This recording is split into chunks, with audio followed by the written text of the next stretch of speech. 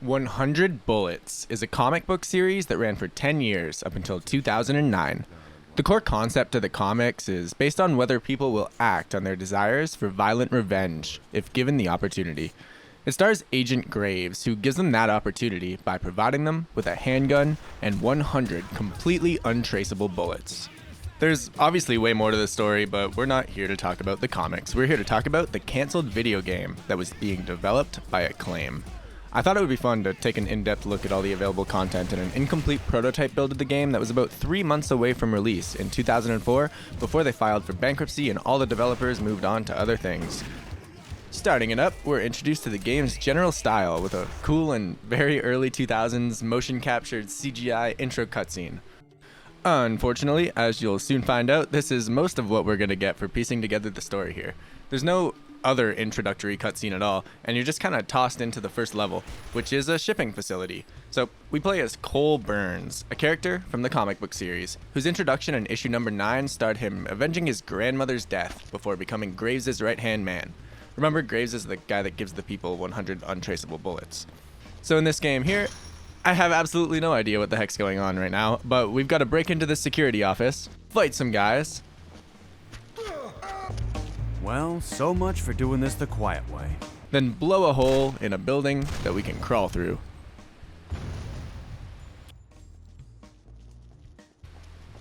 Melee combat is pretty rough. You push X to hit people and pretty much just mash the X button until the enemy's dead. There's no combos or anything like that, you just hit dudes. Thankfully, we're about to get a gun once we go through that hole, and that's what you're going to be doing for a lot of the game here. The weapons all actually feel really good in this game. The machine gun accuracy changes if you're standing still versus if you're running, which makes up for the lack of an aim down sights feature, I think. The pistol feels incredibly overpowered with its absurd accuracy and its unlimited range. The shotgun has a good spread and can kill multiple people with one hit. The rocket launcher doesn't hold your hand at all and makes you kind of calculate when to shoot a hitting moving target like you're playing Space Invaders. It's all really good. Alright, back to the mission. So once Cole gets his first gun, he starts killing every single security officer in sight. Here, we learn that we can take cover behind walls and shoot at people with blind fire. Kind of a rarity on the PS2, honestly. It's legitimately the worst blind fire that I've ever seen, though. Seriously, the bullets rarely hit anybody. And despite the missed opportunity, it's kind of a good thing the game doesn't actually give us 100 bullets to use throughout the game. The enemy AI here isn't great. They'll hide behind cover, but most of them will just run right out at you in the hallways to be picked off. If they do hit you, though, you can refill your health with these med kits that are sprinkled throughout the levels. There's no regenerating health. So Cole has this elevator that he needs to use, but he needs to activate a security panel first. A common theme in the game, almost every mission plays like this. So off he goes. Once he opens the elevator... What's shaking, Cole? You are. Nah, brother, I'm stirred. It takes him to this guy named Goldy, who seems to know Cole, and who Cole seems to want to kill. Clearly this is the guy we're getting revenge on. So a big, epic, Matrix-style slow-mo shootout happens before transitioning to a PS2 action game shootout. And then he needs to open another elevator to find the next level. And that next level is a casino. Check this out. You can kick tables over to use them as cover. Check out all the debris flying from the table too. Money, pool balls, playing cards, beer. It's a shame this game got canceled. The graphics are pretty solid all around. Check out the destructible objects too. All these bottles and whatnot smash individually. Meanwhile, you've got easily 10 to 15 people on screen at the same time. The aesthetics of all these levels too is just fantastic. Anyway, you keep shooting dudes, and eventually you get a shotgun. And check out the sound of the shotgun. It's so boomy and fun to use. Here, listen. So he kills more dudes, and then he goes through this door where he's surrounded by enemies. And here, we're introduced to Rage Mode, which is where you hold L1 to slow down time, and then select the people that you want to kill. It's the exact same thing as Deadeye in Red Dead. So you've got a meter down at the bottom left that shows your Deadeye capacity, which fills as you kill people. You hold L1 to enter slow-mo, click where you want to shoot, let go, and then watch the animation play where Cole auto-kills all the dudes. We can see in early release trailers that there was going to be way more to this, with a ton of animations smoothly transitioning into one another like in the opening cinematic, but clearly this isn't finished here, so this is what we get.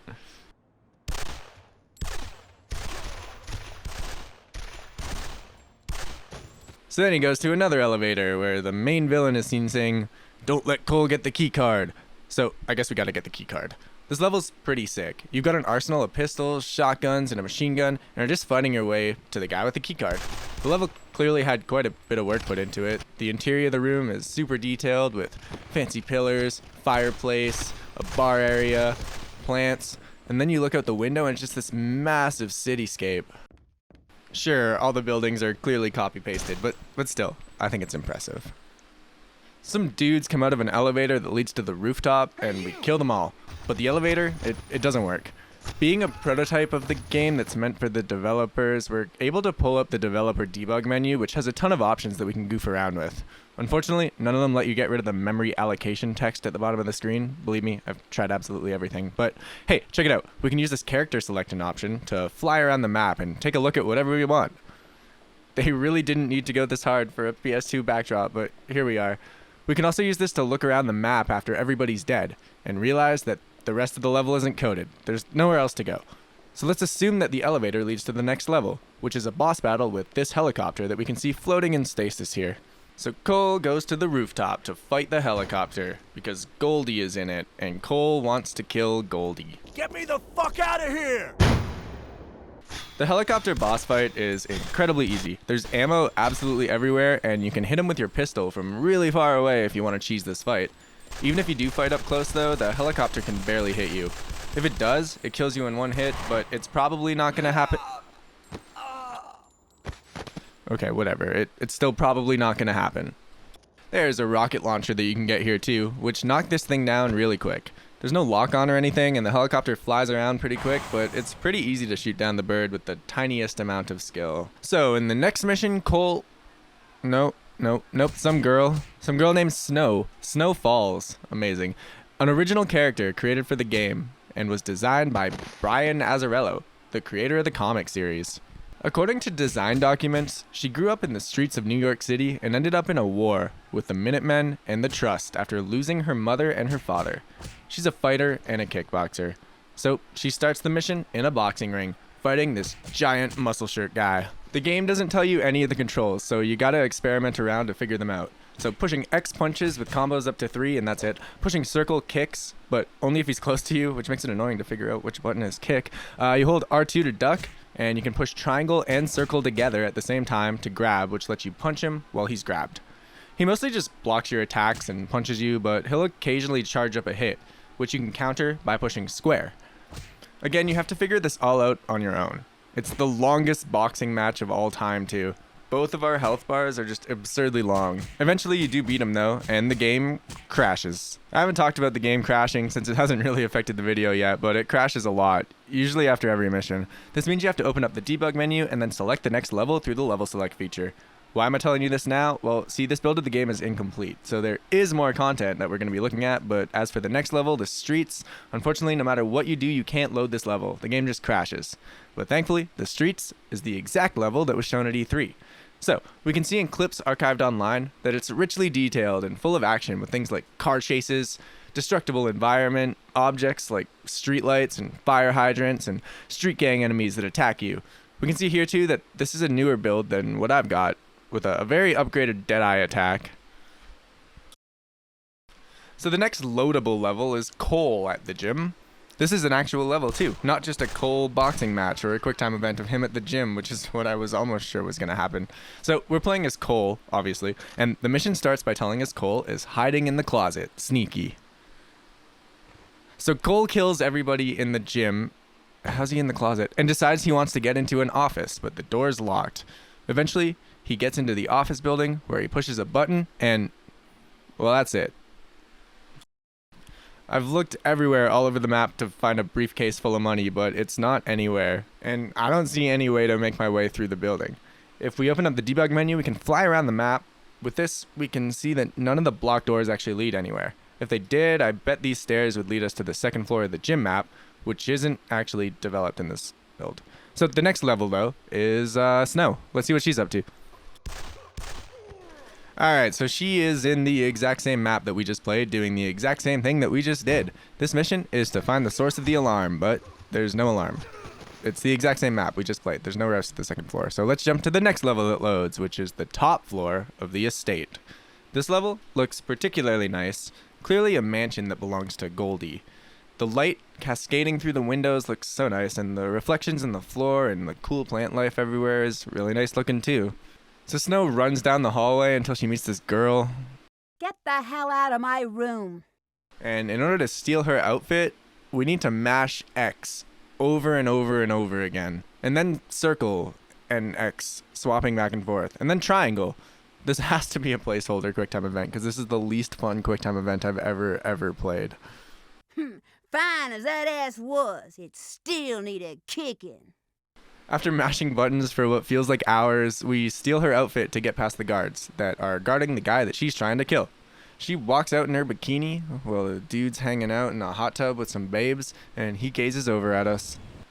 Yeah, chickie, you late for party.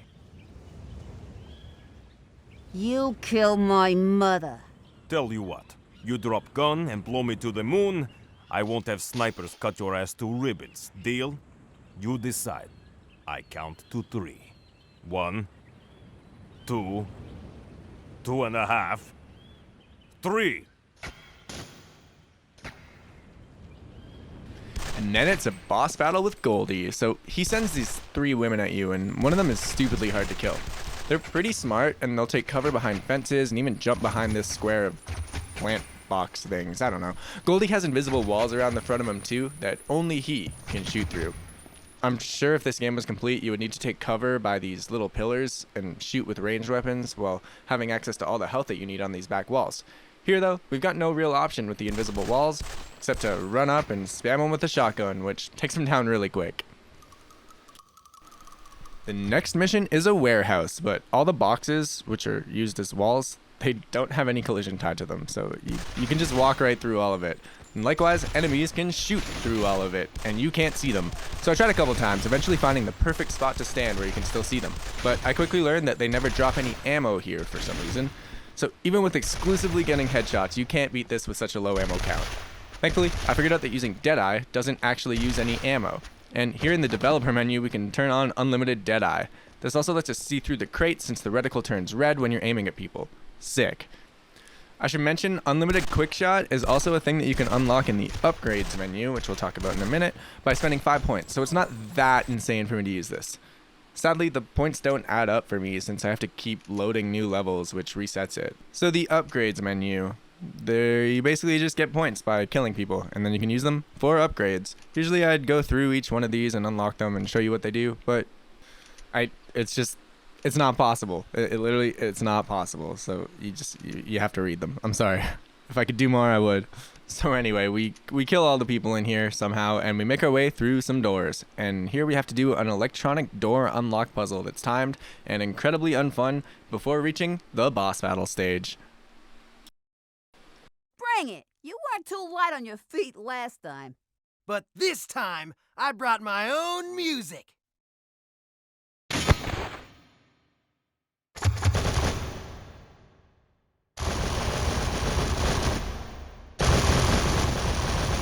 So here, this dude's firing at us with a machine gun nonstop. We can hide behind this cover as Snow and blast him with a shotgun, but raising your arm to even blind fire causes her to get hit and die. But then we've got a new mechanic. We can switch characters to Cole and gang up on the guy to take him out. Unfortunately though, if you switch to Cole, Snow stands up and stands in place until she's just shot to death and you fail the mission. It's a... Maybe playing an incomplete game actually isn't that great of an idea, but that's alright. Eventually, you can kill him, which causes this death animation to play. And then we can move on to the next area that loads. So now Snow is in a warehouse after something exploded. Shit, that was close. That guy has way too much fun with matches. Here we've got a pretty cool action scene that gives us this taste of what the original warehouse level would have felt like if it had collision.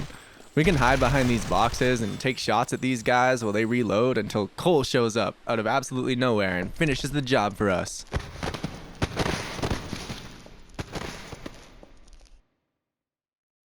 You're welcome. Hey, Cole, you wanna drive or shoot? I'll drive. And then they hop in a forklift. It's forklift minigame time. The forklift controls are hilariously slow, with extremely wide turns and an enormous hitbox. Seriously, it bonks into everything. You can use the right stick to raise and lower snow up to platforms, and then can probably switch to snow and walk across these boxes to get to the next destination. Probably, though. I'm assuming here, because the ability to switch characters doesn't work, and after extensively flying around the map looking for the next point of interest, there is nothing. The next level, though, is the nightclub. It doesn't load. Gym Rescue doesn't load either. So our next playable mission is to find Megan Dietrich in the Dietrich security building. There's security cameras, one, placed around the floor of the building that we're in, and if they see you, guards will be called in. What actually happens, though, is absolutely nothing. The security camera placement doesn't actually make any sense either. Look at that. The level's pretty cool. The floor plan designers were extremely stoned when they built this building, but the interior is pretty. It's full of offices, a cafeteria, some cool art on the wall, and that's about it.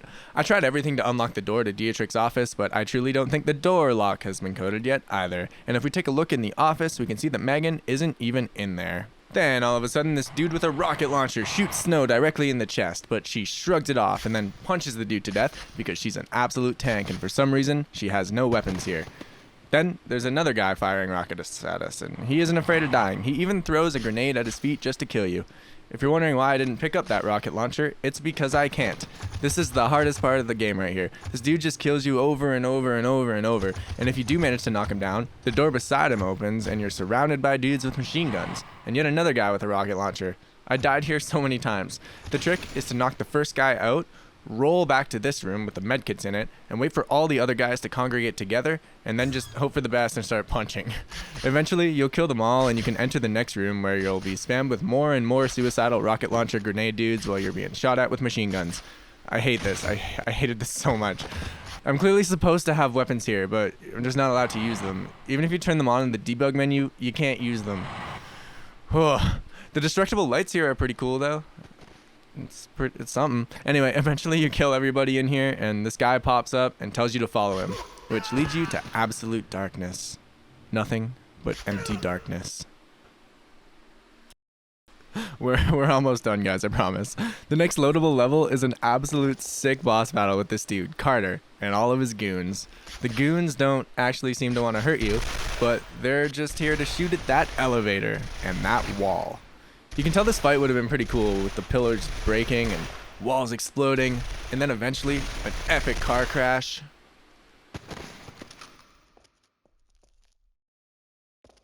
If you fly up here, it looks like the roof is meant to collapse in on itself at some point too. Cool.